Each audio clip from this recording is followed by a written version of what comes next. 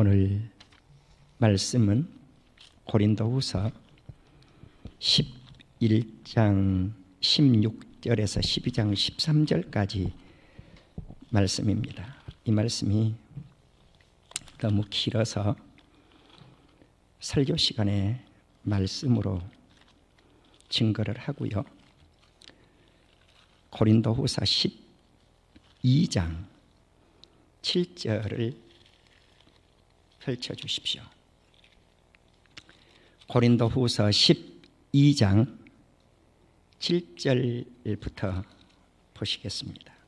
7절부터 11절까지만 보시도록 하겠습니다. 고린도후서 12장 7절입니다. 여러 계시를 받은 것이 지극히 크므로 너무 자만하지 않게 하시려고 내 육체의 가시 곧 사탄의 사자를 주셨으니 이는 나를 쳐서 너무 자만하지 않게 하려 하심이라. 이것이 내게서 떠나가게 하기 위하여 내가 3번 주께 간구하였더니 나에게 이르시기를 내 은혜가 너에게 족하도다. 이는 왜냐고 하면 내 능력이 약한 데서 온전하여지기 때문이니라 하신지라. 그러므로 도리어 크게 기뻐함으로 나의 여러 약한 것들에 대하여 자랑하리니 이는 왜냐고 하면입니다. 그리스도의 능력이 내게 머물게 하려 하기 때문이라. 그러므로 내가 그리스도를 위하여 약한 것들과 능력과 궁핍과 박해, 핍박이죠. 공고를 기뻐하노니 왜냐고 하면 내가 약한 그때 강하기 때문이니라. 내가 어리석은 자가 되었으나 너희가 억지로 시킨 것이니 나는 너희에게 칭찬을 받아야 마땅하도다. 그이야 다 같이 읽습니다. 시작. 내가 아무것도 아니나 지극히 크다는 사도들보다 조금도 부족하지 아니하니라. 아멘. 오늘 설교 제목은 마지막 절에서 나왔습니다. 아무것도 아니나 지극히 크다는 사도들보다 조금도 부족하지 않다. 그래서 바울은 아무것도 아니지만 자기 자신을 그들보다는 크다고 비교를 하고 있습니다. 그래서 아무것도 아니나 큰 바울이라 이런 제목을 삼아 보았습니다. 한번 따라 합시다. 아무것도 아니나 큰 바울. 아무것도 아니나 큰 바울. 아무것도 아니나 큰 바울. 자, 그 말씀을 마지막 바울을 한번 우리 자신의 이름을 갖다 넣어보십시오. 그러면 조금 어색할 수도 있습니다. 그러면 어색 다 하지 말고 한번 붙여보시기 바랍니다. 다 같이 시작. 아무것도 아니나 큰 형섭. 나는 이 고백이 저와 여러분의 고백이 될 수 있기를 주님의 이름으로 축원합니다. 아무것도 아니었다라고 하는 이 말씀이 왜 아무것도 아니었는가? 예수 그리스도께로부터 사도 바울이 인정받기 전에는, 부름받기 전에는, 주님의 은혜가 임하기 전에는, 예수님을 만나기 전에는, 다메섹 도상의 사건 이전에는 그는 아무것도 아니었습니다. 그럼 어떤 아무것도 아닌가? 예수님을 핍박한 자였습니다. 예수 믿는 사람들을 핍박한 사람이었습니다. 지난주 설교 제목이 무엇이었습니까? 한 번 더 따라 합시다. 핍박자의 말로. 핍박자의 말로는 헤롯 왕과 같이 비참하게 끝납니다. 그러나 우리가 이 시대에 핍박을 받지만 그러면 우리를 핍박하는 정부를 향해서, 대통령을 향해서, 도지사를 향해서, 시장을 향해서 당신 죽어버려라 이렇게 기도할 수 있냐는 거죠. 절대로 없다. 그들을 위해서 기도해야 되고 그들을 위해서 축복해야 되고 이것이 우리가 해야 될 도리라고 하는 말씀을 드렸습니다. 그러나 하나님의 교회를 핍박하고 하나님을 핍박하고 예수 그리스도를 핍박하는 자의 말로는 하나님이 가만두지 않는다라고 하는 것이 지난주 설교의 핵심이었습니다. 바울은 고린도후서 12장 11절 조금 전에 우리가 읽으신 말씀 속에서 내가 아무것도 아니나 지극히 크다는 사도들보다 조금도 부족하지 아니하다. 그러면 이 사도들이 누군가? 가짜, 거짓된 사도들입니다. 사탄의 사도들입니다. 오늘날도 교회 안에는 내노라고 하는 가짜 목회자도 존재하고 가짜 이단들도 존재합니다. 내가 예수 그리스도를 믿는다고 하면서 가짜 목사가 수없이 많습니다. 이 땅에는. 예, 과거에는 이런 설교를 단에서 올리기가 참 민망스러웠어요. 예, 그런데 종말의 때가 돼버린 거예요. 종말의 때가. 나는 지난주에 너무 안타까웠어요. 너무너무 안타까웠어요. 우리 성도님들이 부담을 느낄까 봐 제가 교회에서 광고도 안 했어요. 가까운 곳에서 한글날 찬양 축제가 있었어요. 그런데 날 보고 그 책임을 맡아달라는 것이죠. 어떤 책임인가? 북한 가서 앞으로 우리가 찬양제를 한번 엽시다. 뭐 코로나 시대가 열렸으니까 북한 갈 수도 없잖아요. 뭐 가는 거 쉽지도 않고. 예. 그런데 그것이 목적이었던 게 아니고 하도 맡아달라고 그래서 선배 목사님이라 거절을 할 수가 없어서 기도를 함께 해왔는데, 목사님 금년에는 북한 가서 찬양을 못하니까 그냥 우리 기도원에서 합시다 그래요. 여기서 가까운 기도원이에요. 그런데 어떤 능력을 받은 목사님이 이제 준비를 해서 다 이렇게 스케줄을 짜가지고 저한테 연락이 왔더라고요. 그래서 찬양을 하는데 보통 찬양 축제면 찬양하고 끝나지 않아요. 기독교인들, 예수 믿는 사람들이 모였으니까 첫 번째 시간이 무슨 시간이냐면은 한 사모님이 나오셔서 간증을 하시는 거예요. 간증을 해요. 간증. 그런데 내용이 뭔가 이렇게 들어봤더니 남편보다 예수님이 저 좋다는 거예요. 사모님이니까 누구예요? 남편이 목사님이죠. 목사님보다 예수님이 더 좋은 거예요. 당연하죠. 예. 내 아내가 나를 더 좋아하겠습니까? 예수님을 더 좋아하지. 당연한 거거든요. 당연한 말씀인데 그 안에 뼈가 들어있는 거죠. 뼈가. 예, 뼈가 들어있는 거예요. 그런데 축제가 끝났는데 한 분 사모님이 날 보고 이렇게 이야기하는 거예요. 목사님, 근데 사모라고 밝히질 않았어요. 이분이. 나를 좀 데려다 줄 수 없느냐는 거죠. 그래서 나는 가까운 고친 줄 알고 그렇게 하시라고 그랬더니 가까운 곳이 아니에요. 들고 보니까. 예. 내가 어디라고는 말씀을 안 드리겠습니다. 어디를 다녀왔어요. 그런데 가다가 이 사모님이 내면의 세계를 터뜨려 놓는 거예요. 그때 제가 느꼈던 거예요. 뭘 느꼈는가? 이 시대에 정말 우리 목회자들이 변화되어야 되겠구나. 내가 변화되어야 되겠구나. 그걸 느낀 거예요. 예. 교회 안에도 참된 목회자가 있느냐 하면은 싹군 목자가 존재합니다. 우리가 바울은 어떤 목회자 상을 가지고 목회를 했는가? 당연히 참된 어진 목자상을 가지고 목회를 했죠.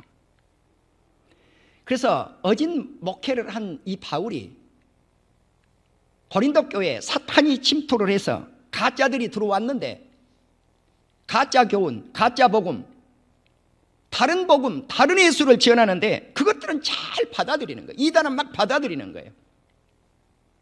그런데 바울의 진리의 말씀은 잘 받아들이지 않았다는 거죠. 그것이 어느 교회인가? 고린도 교회입니다. 그래도 고린도 후서에 오면 고린도 교회가 변화받은 교회예요. 고린도전서 보면은 이 교회는 정말 못된 교회죠. 네. 분쟁하는 교회, 당파 싸움이 있는 교회,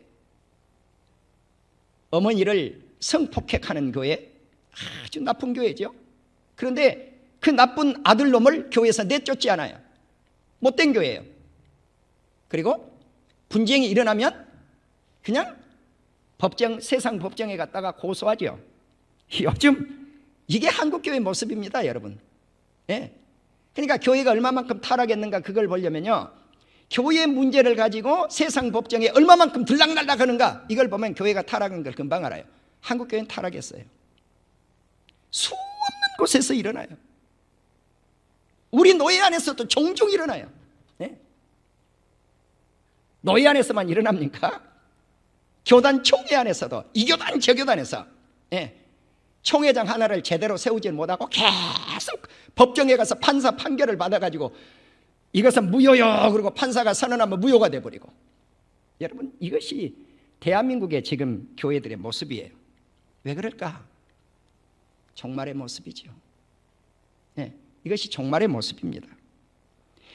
이러한 것 가운데도 바울은 참된 목회를 하려고 발버둥을 쳤던 인물입니다. 오늘 사도 바울은 예수 믿는 성도들을 참되신 예수 그리스도께 중매를 한다 그랬어요. 우리는 순결한 처녀로 한 남편에게 중매를 한다. 중매한다고 하는 이 말씀을 약혼시킨다 그랬어요. 나는 저와 여러분이 결혼을 하시되 참된 예수님과 다 약혼도 하시고 진정한 결혼을 하실 수 있기를 주의 이름으로 축원합니다. 자, 그러면 먼저 내가 다른 사도들보다 못한 것이 없다. 나는 아무것도 아니지만 큰 사도라고 하는 것을 바울이 스스로 이야기를 했는데 그가 어떻게 사도가 되었는지 잠깐 소개하도록 하겠습니다. 바울을 예루살렘 교회에 소개시켰던 인물은 바나바였습니다. 사도행전 9장 27절이죠. 그러면은 사울이 어떻게 바울이 되었고 사울이 어떻게 사도가 되었는가 하는 것은 다메섹 사건과 밀접한 관계가 있습니다. 그는 복음 전도자가 다메섹 사건을 통해서 전도자가 되었고 예수님의 제자가 되었고 사도가 됩니다. 그런데 바나바가 사울을 데리고 예루살렘 교회에 데리고 가서 소개를 하죠. 그런데 예루살렘 교회가 다 바울을 예수님의 제자로 믿지 않습니다. 왜? 저놈은 유대교인으로서 예수 믿는 사람 핍박했던 놈인데 어쩌다가 예수님을 믿었다고 그러냐고. 그래서 믿지를 않아요. 바울이 사도가 되었다고 하는 것을 사도행전 13장 1, 3절을 참고하면 성령에 의해서 바나바와 사울을 따로 세워서 하나님의 명령을 받고 금식하며 성도들이 기도하고 그리고 이 두 사람에게 바나바와 사울에게 안수해서 선교사로 파송을 하죠. 이때 그는 전도자가 되었고 사도가 되었는데 사도행전 13장에서는 사도라고 아직까지 칭하고 있지 않는 것을 알 수가 있어요. 바울은 사도라고 기록된 최초의 성경은 사도행전 14장 14절이에요. 외우기 쉽죠? 14장 14절이니까 두 사도 바나바와 바울이라고 사도행전 14장 14절에서 비로소 바울을 사도라고 칭하는 내용이 나타납니다. 이 말씀은 오늘날 그 당시 루가오니아, 오늘날로 말하면 터키입니다. 터키 그리고 그 당시로 말하면 루가오니아에서 복음을 전파했고 바나바와 바울을 사도로 칭하고 있는 것을 알 수가 있겠습니다. 바울은 자신이 사도된 것을 사람들에게서 이렇게 말씀을 합니다. 나는 사람에게서 나지 않았다. 사람을 통해서 내가 사도되지 않았다. 그러면 누구를 통해서 사도가 되었는가? 오직 예수 그리스도와 그를 죽은 자 가운데서 살아나게 하신 하나님 아버지로 말미암아 내가 사도가 되었다고 강조를 합니다. 갈라디아 1장 1절에서. 그리고 그는 이렇게 이야기합니다. 내가 복음을 전하는 사도가 된 것은 사람을 따라서 된 것이 아니고 사람에게서 배운 것도 아니고 사람에게서 받은 것도 아니다. 오늘날 목사가 되는 것은 조금 다르죠. 바울하고는 좀 순서가 달라요. 그러니까 제가 조금 전에 말씀드린 대로 목사가 되기는 했는데 가짜들이 있는 거예요. 하나님께 직통계시를 받아가지고 목사가 됐다면 절대 무서워서 그렇게 할 수가 없지요. 제가 어느 날 젊었을 때 이야기입니다. 신학대학원을 졸업을 하고 부러운 거예요. 뭐가 부러운가? 저런 목사님들은 왜 저렇게 능력을 받아서 부흥사가 돼가지고 저렇게 유명하게 다니면서 이곳저곳 다니면서 설교를 저렇게 잘하시고 세계적으로 유명한 부흥사가 되지? 그런데 보니까 여기저기 부흥사학교가 있는 거예요. 그런데 보통 비싼 게 아니에요. 등록비가 많이 가르치지도 않아요. 한 주에 겨우 하루 월요일 날, 그것도 잠깐 나가서 몇 시간 가르치는데 이 등록비가 보니까 얼마냐면 거금 35만 원 40만 원 막 이렇게 되는 거예요. 그런데도 욕심이 생겼어요. 나도 저 목사님처럼 유명한 목사가 돼가지고 여기저기 다니면서 말씀을 전하면 얼마나 좋겠는가. 그래서 유명한 부흥사학교를 등록을 했어요. 거금을 주고. 그러니까 내 친구들이, 종신대 신약대학원 친구들이 나도 등록하겠다, 나도 등록하겠다, 나도 등록하겠다, 한 5명이 등록을 했어요. 그래서 첫 강의를 딱 들으는데 하늘나라로 지금 올라가 계시는 이중표 목사님께서 뭐라고 첫마디를 탁 하시느냐? 부흥사를 배워서 옵니까? 위에서 내림을 받아가지고 해야지. 한번 따라합시다. 부흥사를 배워서 합니까? 위에서 성령을 통해 내려서 받아서 하는 것이지. 한 방 팍 먹은 거예요. 근데 나는 지금 어떻게 해서 부흥사가 되려고 왔어요? 배워서 한 방 두들겨 맞은 거예요. 여러분, 그 한 말씀이 등록금 40만 원짜리였어요. 그래서 내가 뭘 배울 거냐, 여기서 능력을 받아서 해야지. 아멘. 그래서 그날부로 뭐 했겠어요? 딱 그 한 시간이 40만 원짜리였어요. 내가 졸업을 하겠다 그러니까 나머지 우리 동창들 4명이 다 그날부로 졸업을 했어요. 할렐루야. 뭔 말인지 알으세요? 그만뒀다 그 말이에요. 그렇습니다. 주의 종이 된다고 하는 것은 바울처럼 하나님께 받아서 하는 것입니다. 오늘날 우리는 신학교 교육을 무시할 수는 없지만 그 과정들을 배워서 해야 되는 거예요. 배워서. 나도 박사학위를 가지고 있지만 그것이 목회에 얼마나 도움이 되는가, 그런 것 같지는 않아요. 여러분 사랑으로 받긴 받았는데, 그러나 그것을 통해서 목회가 되는 건 아니단 말입니다. 사랑하는 우리 성도 여러분, 우리는 바울과 같은 이 믿음, 예수 그리스도를 통해서 하나님 아버지로 말미암아 내가 사도가 되었다고 강조할 수 있는, 내가 예수 그리스도를 통해서 성도가 되었다고 하는, 내가 예수 그리스도의 것이라고 하는 이러한 고백, 로마서 1장에 나타난 이 고백이 저와 여러분들에게 있어야 될 줄로 믿습니다. 사람에게서 배운 것도 아니고 사람에게서 받은 것도 아니고 오직 예수 그리스도의 계시로 말미암은 것이니라. 갈라디아 1장 12절입니다. 그런데 이 바울이 이렇게 주님 앞에 부름을 받기 전에는 어떤 인물이었는가? 하나님의 교회를 핍박한 자였습니다. 하나님은 바울을 사도로 세우기 위해서 어머니의 모태로부터 바울을 선택하셨고 주님의 은혜로 부르셔서 예수 그리스도를 이방 사람들과 왕과 이스라엘 백성들에게 복음을 전파하기 위해서 그를 부르셨던 것입니다. 갈라디아 1장 15절에서 16절, 그리고 로마서 11장 13절, 그리고 사도행전 9장을 보시면 잘 나타나 있습니다. 바울은 사도로 부름을 받아서 사람들과 혈육과 의논하지 않습니다.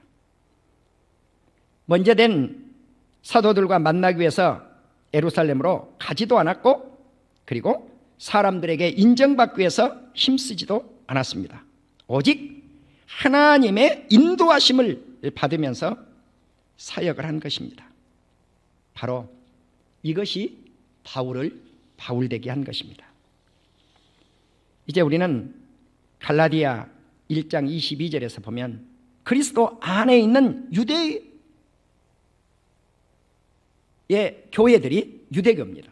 유대교회들이 나를 얼굴로는 알지 못하지만 유대교에 있을 때 이제 바울이 예수 믿는 사람들을 핍박을 했죠. 갈라디아 1장 24절을 보면 나로 말미암아 하나님께 영광을 돌리노라. 갈라디아 4장 29절을 보면 육체를 따라 난 자, 이스마엘을 의미해요. 성령을 따라 난 자, 이삭을 의미해요. 그러니까 육체를 따라 난 이스마엘이, 그 어머니 하갈이 누구를 핍박합니까? 성령을 따라 난 이삭을 핍박을 해요. 이게 박해입니다. 박해. 자, 그런데 하나님이 뭐라고 말씀을 해요? 육체를 따라 난 하갈이 성령을 따라 난 이제 이삭을 박해를 하니까 내쫓으라 그러죠. 예. 내쫓으라. 예. 바로 육체를 따라 난 하갈과 이스마엘이 집에서 내쫓겨날 때 아브라함이 얼마나 마음이 아팠는지 몰라요. 그러나 아내의 말을 들을 수밖에 없었죠. 그것이 하나님의 뜻이었기 때문에. 자, 마찬가지입니다. 오늘날도 육체를 따라 난 이스마엘이 하갈과 함께 어떤 역할을 하는가? 바로 그들은 사단의 자녀입니다. 사단의. 예. 그런데 자유 있는 여자의 아들 이삭이죠. 여종의 아들은 이스마엘이죠. 그런데 이 둘은 함께 유업을 받지 못한다라고 말씀을 했습니다. 왜? 이방의 자식과 믿음의 자식이 함께 하나님의 나라를 이룰 수 없기 때문에 그렇습니다. 그래서 갈라디아 4장 31절을 보면 그런즉 형제들아 우리는 여종의 자녀가 아니요 자유 있는 여자의 자녀라. 성령의 역사를 통해서 난 자녀라고 말씀을 합니다. 다시 말씀을 드리면 영적 자녀라는 것입니다. 빌립보 3장 6절에 보면 열심으로는 교회를 박해하고 율법의 의로는 흠 없는 자라고 사도 바울이 자기 자신을 표현을 하죠. 그러나 무엇이든지 내게 유익하던 것은 내가 예수 그리스도를 위해서 다 해 손해로 여겼다는 것입니다. 그래서 이 세상에서 예수 그리스도를 아는 지식이 가장 고상한 지식, 뛰어난 가치가 있는 지식이라고 말씀을 합니다. NIV 성경하고 뉴 아메리칸 스탠더드 바이블은 이 말씀을 뛰어난 가치라고 표현을 했어요. 킹 제임스 버전 성경을 보니까 아주 탁월하다, 그렇게도 번역을 했어요. 내가 신학교를 들어가 보니까 교수님들이 설교 시간에는 이렇게 설교를 하시더라고요. 교수님들이. 그런데 강의 시간을 딱 들어가니까 제가 정식 대학을 나왔는데 학위를 받지 못한 거예요. 대학에서. 정식 대학이에요. 근데 이해가 안 될 거예요. 우리 성도님들이. 그런 대학은 전국에서 신학교에만 한두 개가 있을 똥말똥했어요. 우리 이를 가리켰던 강태국 박사님 미랄정신을 가지고 항상 가리켰던데 이분이 학위를 반납해버린 거, 문교부에다가. 신학교가 무슨 학위가 필요 있느냐. 좀 시대적으로 뒤처진 생각이셨어요. 예. 신학교에 학위가 필요 없다고 반납해버린 거, 문교부에. 왜? 이 학위 니네들한테 주려고 하면 문교부의 통제를 다 받아야 된다. 그러니까 우리는 통제받기 싫다. 그런데 그 수많은 제자들이 실력도 있고 똑똑하고 정말 인재들이었어요. 이름도 없는 학교라고 생각했어요, 사람들이. 예.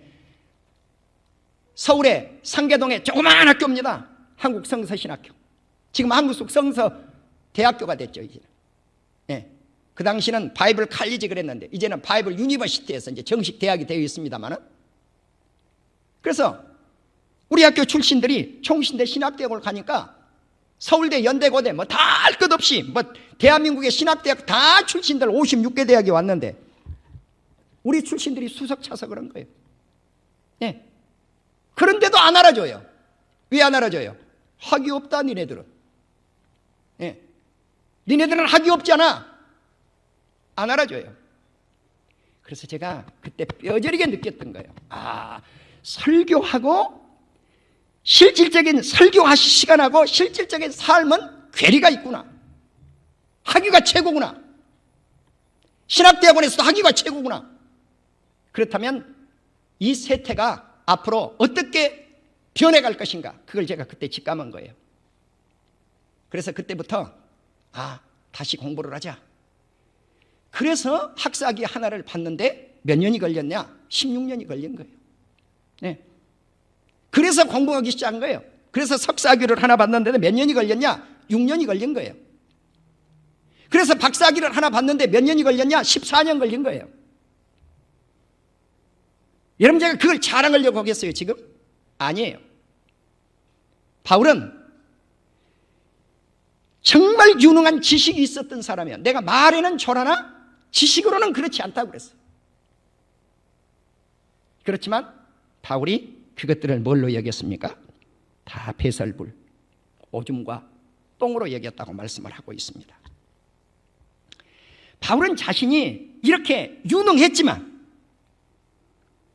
아무것도 아니라고 고백을 하고 있는 거예요. 왜 아무것도 아닌가? 예수 믿는 사람들 핍박한 내가 뭐가 제대로 된 사람이라고 어디 가서 자랑하겠느냐는 거예요.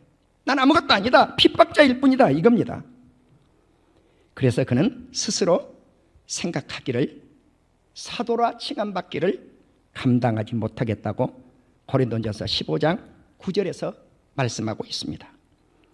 이 말씀을 오늘날 우리 목사들에게 적용한다면 나는 작은 자다라는 뜻입니다. 나는 작은 목사다. 예. 바울이 작은 자라고 말씀하는 거예요. 왜? 나는 교회를 핍박한 자였을 뿐입니다. 그러나 내가 사도된 것은 하나님의 은혜였습니다. 내가 나된 것은 하나님의 은혜로 된 것이니 모든 사도보다 더 많이 수고하였으나 내가 한 것이 아니요 오직 나와 함께 하신 하나님의 은혜로라. 그러므로 나나 그들이나 이같이 전파하니 너희도 이같이 믿었느니라. 부활하신 주님은 사도들에게 나타내 보였습니다. 사도는 예수 그리스도의 부활을 목격한 자여야 사도가 되었습니다. 필수적입니다. 그래서 이제 부활하신 예수님이 누구에게 나타내 보여주셨는가? 우리 죄를 위해서 십자가 지시고 우리를 의롭다 하기 위해서 3일 만에 살아나셔서 부활하셔서 제일 먼저 막달라 마리아와 여인들에게 보이셨는데, 이 고린도전서에서는 여인들에게 보인 말씀을 생략을 했어요. 그리고 이제 사도들에게 나타낸 순서대로 말씀을 했어요. 게바에게 보이시고 베드로에게 보이시고 12 제자에게 보이시고 500 형제에게 보이시고 야고보에게 보이시고 그리고 모든 사도들에게 보이시고 만삭되지 못한 바울에게도 보이셨다, 이렇게 말씀을 해요. 그러니까 만삭되지 못했다고 하는 건 뭐냐면 이제 여기서 바울이 뭐라고 하냐면 last라고 하는 단어를 썼어요. 네. last all he appeared to me 그랬어요. 자, 가장 마지막에 사도가 된 거예요. 자기 자신을 그렇게 묘사를 했어요. 그러면 만삭되지 못했다고 하는 게 이게 뭐냐, 무슨 뜻이냐면은 비정상적으로 자기 자신이 태어났다는 거예요. 다시 말씀을 드려서 이제 조산을 했거나 미수가 좀 아기가 제대로 생기지 못하고 태어난 아기를 미수가라고 하잖아요. 그렇게 자기가 태어났다고 말씀을 해요. 그래서 영적으로 작은 자다. 나는 똑똑하고 위대한 그런 사람이 못 됩니다. 왜? 하나님의 교회를 핍박한 자였기 때문에 그렇다는 거예요. 우리가 요즘처럼 예수 믿는 우리 성도님들이, 교회가 핍박을 받아본 적은 없었던 것 같습니다. 한국교회는 지금 핍박 중입니다. 핍박을 받고 있는 중입니다. 누구의 허락하에? 예수 그리스도의 허락하에. 지난주에 어떤 한 목회자를 만났는데, 젊은 목회자예요. 혈기가 많으시더라고요. 뭐라 그러냐? 예수 믿는 사람은 정부가 핍박할 때 무릎 꿇고 기도만 해야 된다 그러더라고요. 근데 어떤 사람은 광화문에 나가서 외치지 않아요? 나는 둘 다 옳다고 봐요. 둘 다 옳아요. 믿음대로. 여러분 잘 아셔야 돼요. 지금 대한민국은 코로나로 자유가 없는 나라예요. 여러분 마음대로 숨 쉽니까? 마스크를 안 쓰면 10만 원씩 벌금을 내게 한다고 그러더라고요. 여러분 그런 법률을 제정한 국회의원들, 정직하게 말하면 자기들 날마다 10만 원 아니라 100만 원 이상씩 벌금을 내야 될 사람들이에요. 사람들이 보면 잠깐 쓸 것이고 사람들이 안 보면 안 쓸 거 아니에요. 날마다 벌금 물어야죠. 어떻게 살아요? 마스크를 24시간 끼고. 말도 안 되는 소리 하고 있죠. 그런 법률을 제정한다? 여러분 우리가 사는 이 시대가 숨 하나를 자유롭게 쉴 수 없는 세상 속에 살고 있어요. 요즘 트럼프 대통령이 코로나 바이러스에 걸렸죠. 3일 만에 백악관에 돌아왔죠. 백악관에 돌아가지고 뭐 했어요? 마스크 쓰고 있다가 확 벗고 말씀하지 않아요. 네. 바이든은 마스크를 더 열심히 쓴다고 쓰고 있고. 여러분 순간 마스크를 쓸지는 모르지만 쇼지요. 여러분 정말 그렇게 씁니까? 나는 안 씁니다. 네. 나 혼자 있으면 안 써요. 왜? 코로나 아무 내 혼자서 이 마음껏 공기를 마시는데 무슨 코로나가 내게 들어와요? 자유로운 공기가 내게 들어오지. 우리는 이 세상에서 바른 소리를 할 때는 바른 소리를 해야 돼요. 9월 24일자 페이스북에 미국 아이오주에서 모스크라는 지역에서, 이곳은 민주당의 강세 지역인데 교회 예배당 안에서 찬양을 못하게 하니까, 예배를 못 드리게 하니까 성도들이 운동장에 나와가지고 다 예배를 드리는 거예요. 찬양을 하죠. 지금 찬양을 하는데 정말 많은 성도들이 모였어요. 목사님이 인도예요. 무슨 우리처럼 마이크도 없어요. 예. 그 다음에 강대상 있는가? 강대상도 없어요. 그냥 마당에서 서서 인도하시더라고요. 수많은 사람들 우렁차게 찬양이 울려 퍼지는데 경찰관들이 몇 명이 나타나더니 한 사람씩 묶어가는 거예요.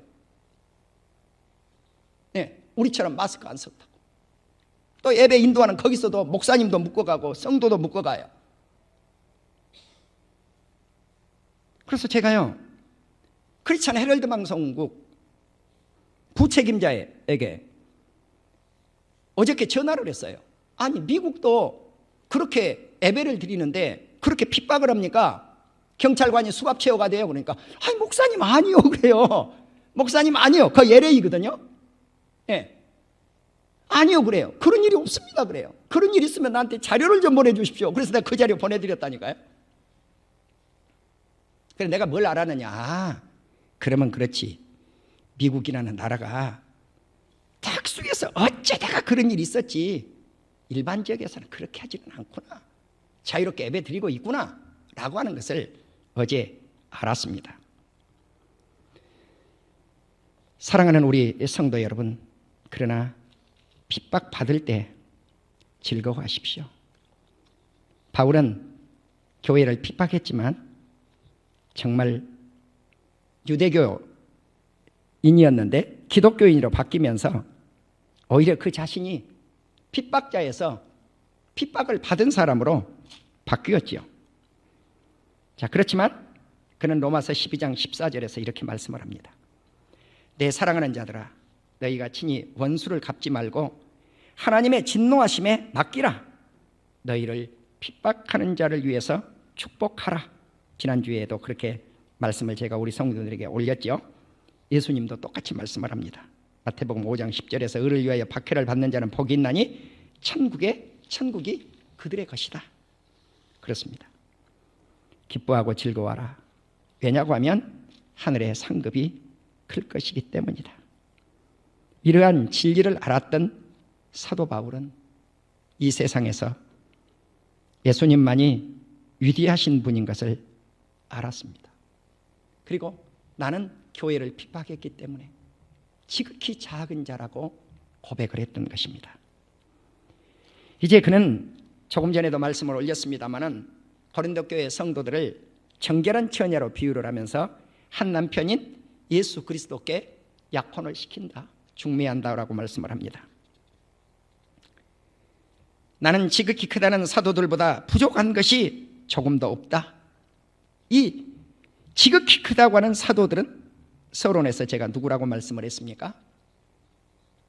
이단들입니다. 이단의 사도들을 의미합니다. 바울은 거짓 사도들과 자기 자신을 비교를 했습니다. 거짓 사도들이 이렇게 이야기합니다. 우리는 히브리 사람들이다. 그러니까 바울이 나도 히브리 사람이다. 거짓 사도들이 나는 이스라엘 사람들이다. 그러냐? 나도 이스라엘 사람이다. 우리는 아브라함의 후손이다. 거짓 사도들이 그러니까 나는 아브라함의 후손일 뿐만 아니라 그리스도의 일꾼이 너희들이 일꾼이라고 한다면 정신없는 말을 하는도다. 나는 더 그렇다. 내가 수고를 더 넘치게 하였고 너희들보다도 옥에 갇히기도 더 많이 했고 매도 수없이 맞았고 여러 번 죽을 뻔했고 유대인들이 매를 때리면 40에 하나 가만 39대를 권장을 때려요. 하나, 둘, 셋, 38, 39 하면 딱 멈춰요. 왜? 혹시 잘못 셌을까 봐. 그래서 39대에 멈춰요. 39대를 5번 얻어 터졌다는 거죠. 그러니까 195대를 맞았다는 겁니다. 3번 권장 태장으로 맞고, 한 번은 돌로 맞고, 3번은 배가 파산해버리고 일주일 동안 바닷 가운데 둥둥 떠 있었고, 그리고 여행을 하면서 강의 위험, 바다의 위험, 이방인들, 동족, 강도, 시내, 광야, 바다의 위험, 거짓 형제들의 위험을 무릅쓰고 다니기도 했고, 수고하고 애쓰고 여러 번 자지 못했고, 먹지 못해서 굶주리고 목마르고 여러 번 굶고 춥고 헐벗었노라. 여러분, 이 짧은 말씀 속에서 무엇을 느낍니까? 복음 전도자가 된다고 하는 건 이런 거구나. 편안히 먹고, 오늘날 우리가 복 받았다 그러면은 교회 안에서도 여러분 무엇을 축복의 기준으로 삼았습니까? 내가 그저께 놀랬던 건 이거예요. 박사기도 받고 박사기도 몇 개 가지고 있어요. 근데 교회는 성도 한 명도 없어요. 근데 이런 목회자가 뭐라고 했느냐? 나 같은 사람은 보통 사람이 아니라는 거예요. 박사기가 2개나 있으니까. 나 같은 사람은 500명, 1000명 교회를 섬기면서 월 그래도 500만 원은 사례를 받고 살아가야 된다고 자기 아내인 사모한테 그렇게 이야기한다는 거예요. 여기 정상적인 목회자겠어요? 아니죠. 바울과 같은 목회관을 가지고 있다면 무엇이 참된 목회자인지 나왔잖아요. 답이 나왔잖아요. 예? 힘들고 어렵게 살아가는 것, 고통을 받으면서도 예수 그리스도를 전파하는 것, 그것뿐만 아니라 이와 같은 일은 고사하고 아직도 날마다 내 속에 눌리는 것이 있다는 거죠. 바울이 그게 뭔가 모든 교회를 위한 염려라. 한 목회자가 한 교회에 섬기기도 힘드는데 바울은 수많은 교회를, 아시아의 수많은 교회, 그리스 안에 있는 수많은 교회, 아시아에 있는, 오늘날 터키에 있는 수많은 교회, 그리스에 있는 수많은 교회, 이 수많은 교회를 위해서 그는 염려하고 고통을 받고 압박을 받고 눌린 마음으로 살았다는 거죠. 관심 갖고 살았다는 거예요. 그래서 바울이 이렇게 말씀을 합니다. 누가 약하면 내가 약하지 아니하며 누가 실족하게 되면 내가 애타지 않겠느냐? 부득불 내가 자랑할 것인데 내가 약한 것들밖에 자랑할 것이 없다. 그래서 그가 14년 전에 낙원에 갔다 왔어요. 천국에 갔다 왔어요. 그런데 자랑하지를 못하겠다는 거예요. 왜? 너무 무시무시한 것들을 본 거예요. 천국은 그런 것이 아니겠어. 나는 보지 못하겠지만. 그래서 차마 사람들이 표현할 수 없는 말로 사람들이 잘못 생각할까 봐 내가 천국에 다녀온 그 내용을 다 말하지 못하겠다는 거예요.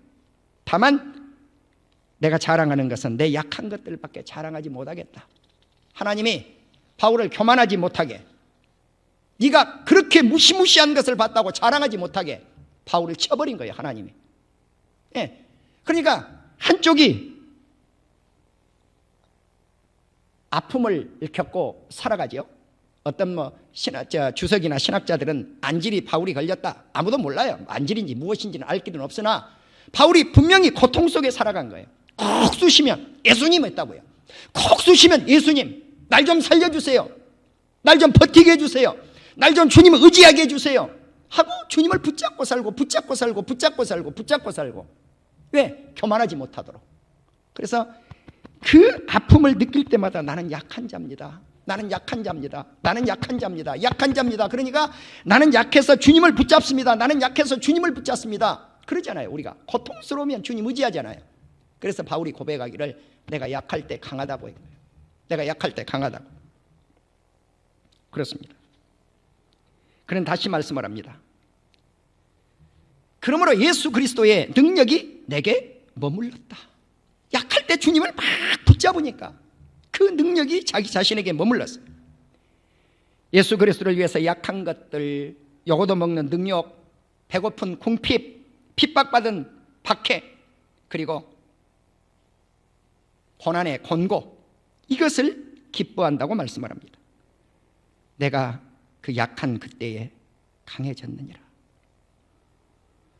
그래서 바울은 이제 마지막으로 거짓 사도들이 속여서 성도들을 사탄의 세계로 이끌고 가려고 하니까 그들에 비한다면 내가 큰 자지만 내가 예수 그리스도를 핍박하고 교회를 핍박했기 때문에 내가 아무것도 아닌 자라고 고백을 했던 것입니다. 그리고 거짓 사도들에 비한다면 그래도 나는 큰 자다 라고 해서 크다고 자기 자신을 묘사를 한 것입니다.